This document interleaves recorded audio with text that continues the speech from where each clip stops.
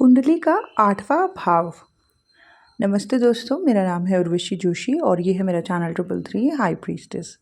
दोस्तों, awakening ascension journey से related इस चैनल पर वीडियोस में शेयर करती हूँ। वो लोग जो अवेकनिंग असेंशन जर्नी में हैं, 4D में हैं, शुद्धिकरण के प्रोसेस में हैं, उनके लिए चैनल पर मैं वीडियो शेयर करती हूँ। पिछले 5 सालों में बहुत से लोगों की मैंने काउंसलिंग करी है, उन्हें आगे का रास्ता समझाया है कि क्या चीज़ें उन्हें करनी चाहिए जिससे अब वो धीरे धीरे आगे बढ़ सकते हैं इस यात्रा में। इसके अलावा मैंने बहुत से लोगों की हीलिंग भी की है। तो जिन भी लोगों की मैंने सबकॉन्शियस माइंड हीलिंग सेशंस किए हैं, इनर चाइल्ड हीलिंग की है, ट्रॉमा रिलीज़ किए हैं उनके अंदर से, उनके माइंड से, ये सब चीज़ें इसलिए करनी पड़ी क्योंकि बहुत कुछ उनका सरफेस पर आ रहा था। बहुत ज़्यादा वो लोग परेशान थे, इतना परेशान थे कि personal, professional, daily routine, life, health, हर चीज़ डिस्टर्ब हो रही थी और फिर उन्हें हेल्प लेनी पड़ी। तो काफ़ी लोगों ने जब अपने ये सबकॉन्शियस हीलिंग सेशंस कराए जिनके अति इमोशंस सरफेस पर आ रहे थे और वो खुद से उन चीज़ों को रिलीज़ नहीं कर पा रहे थे, जब ये सेशंस करने स्टार्ट किए तो उससे पहले कई लोगों के मैंने एस्ट्रोलॉजी चार्ट्स देखे हैं। ये देखने की, समझने की मैंने कोशिश करी कि ऐसा कौन से प्लैनेट्स, ऐसी कौन सी ग्रह स्थिति इनकी चल रही है जिसकी वजह से इनका ये हाल हो रखा है। और इसके अलावा भी मैं एस्ट्रोलॉजी सेशंस करती हूँ, लेकिन इन लोगों के स्पेशली मैंने एस्ट्रोलॉजी चार्ट्स देखे हैं, लगभग सभी के जिनकी मैंने हीलिंग्स करी है। 80%, 80% चार्ट्स में जो है अष्टम भाव का रोल निकल के आया है, 8th हाउस का रोल निकल के आया है। 8th हाउस की एनर्जी को हैंडल करना, अष्टम भाव की एनर्जी को हैंडल करना हर किसी के बस की बात नहीं है। ये वो स्थान है जहाँ बहुत कुछ दबा हुआ है, बहुत से सप्रेस इमोशंस, अनएक्सप्रेस्ड इमोशंस, आपकी बहुत सी इच्छाएं, बहुत सी नेगेटिविटीज़, बहुत सारा गुस्सा, बहुत सारी चिढ़, फ्रस्ट्रेशंस, वो भी इसी हाउस में जो है दबी हुई है। आपके अंदर का गिल्ट, शेम, लस्ट, बहुत कुछ इस हाउस में जो है छुपा हुआ है, दबा हुआ है।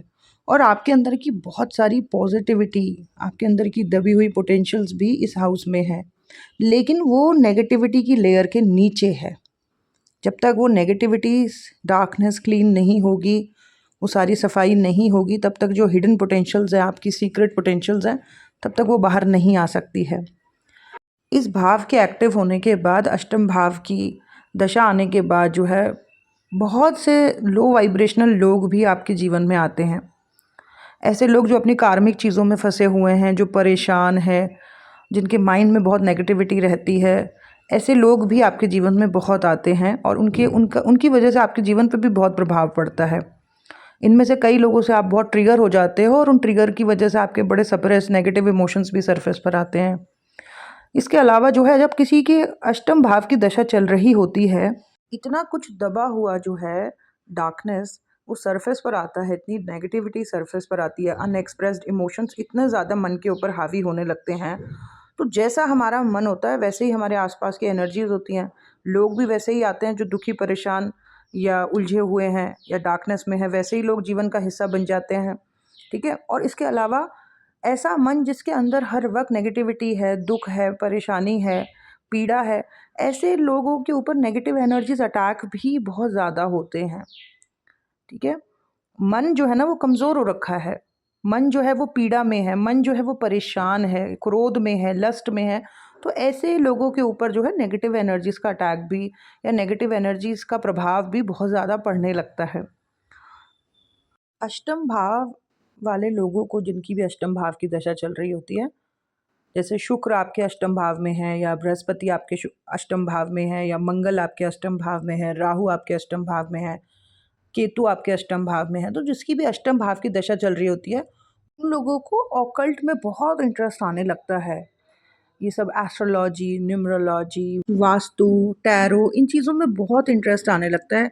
गुप्त गूढ़ विद्याओं में व्यक्ति को बहुत इंटरेस्ट आने लगता है। अगर अष्टम भाव में ना पॉजिटिव प्लैनेट्स बैठे हुए हों, बृहस्पति, शुक्र, चंद्रमा, ऐसे ऐसे पॉजिटिव प्लैनेट्स अगर यहाँ पर बैठे हुए हों, इवन बुध भी, तो वो व्यक्ति का माइंड जो है ना, कैसे चलता है कि उसको परेशानी तो आ ही रही होती है। अष्टम भाव है नेगेटिविटीज़ का, सडन इवेंट्स का, ट्रांसफॉर्मेशंस का, कार्मिक लोगों का, ट्रिगर होने का, और ट्रिगर होकर नेगेटिव इमोशंस का सरफेस पर आना, एंजाइटी, हेल्थ इश्यूज़, है ये परेशानियों का स्थान। लेकिन जब यहाँ पॉजिटिव प्लैनेट्स बैठे हुए होते हैं ना, तो व्यक्ति को परेशानी आती है, लेकिन वो कई बार ऐसे सोचने लगता है पर्सन कि ये जो भी हो रहा है, मुझे कुछ ये समय सिखाने आया है, ये परेशानी, ये दुःख मुझे जो है इस पीड़ा के थ्रू ट्रांसफ़ॉर्म करने आया है, भगवान मुझे कुछ सिखाने की कोशिश कर रहे हैं।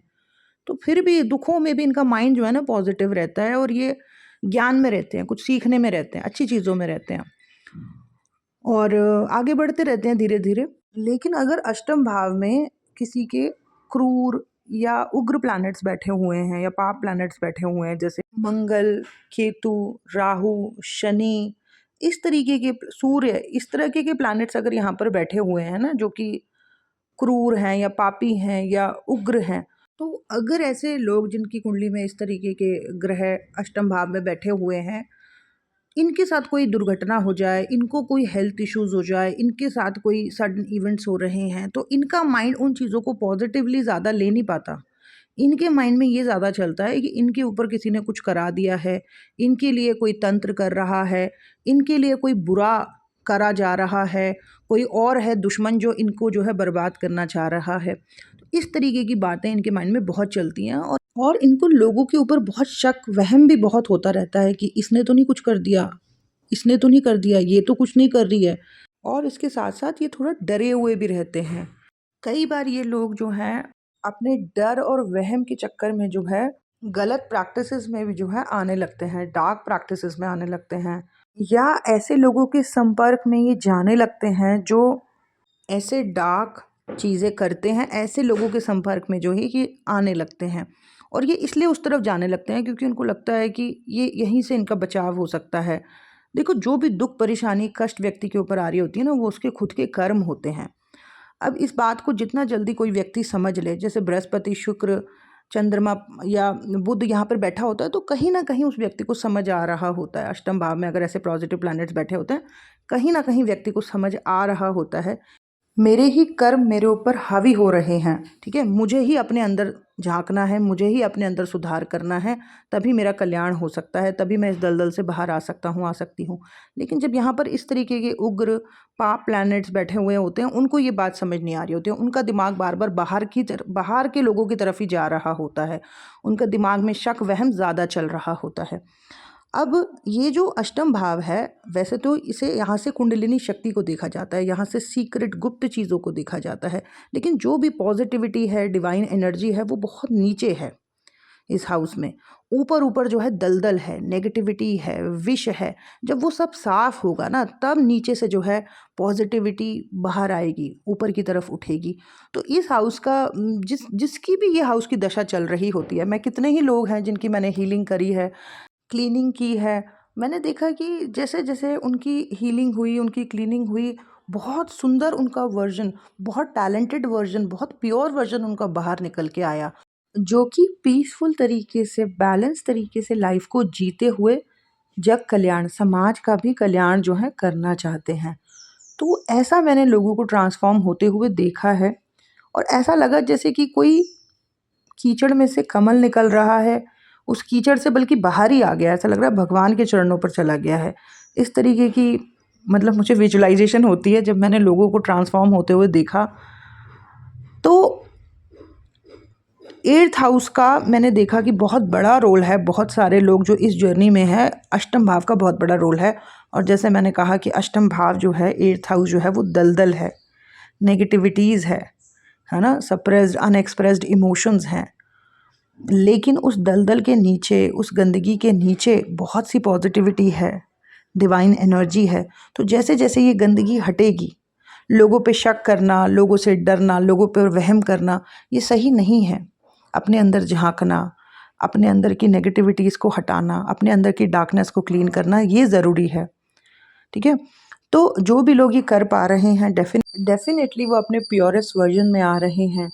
बहुत सा कर्मा रिलीज़ हो रहा है, ऑरा जो है साफ़ हो रही है और बहुत सा गुड कर्मा भी क्रिएट हो रहा है। ऐसा व्यक्ति असेंड हो रहा है। तो जिसको भी एंग्ज़ायटीज़ हो रही हैं आफ्टर अवेकनिंग या बहुत से नेगेटिव इमोशन सरफ़ेस पर आ रहे हैं, एक तो अपना एस्ट्रोलॉजी चार्ट आप ज़रूर दिखाएँ या आप अगर आपको थोड़ा बहुत एस्ट्रोलॉजी आता है और आपने देख लिया है कि हाँ, अष्टम भाव से संबंध बना हुआ है या अष्टम भाव की दशा चल रही है, तो daily basic inner work practices आपके लिए मस्ट है। मंथली 2 और 3 टाइम्स अपने सबकॉन्शियस माइंड को आप जो है हील करें, उसमें जो भी नेगेटिविटीज़ हैं उसे रिलीज़ करें, आपके चक्रास भी क्लीन होंगे इससे।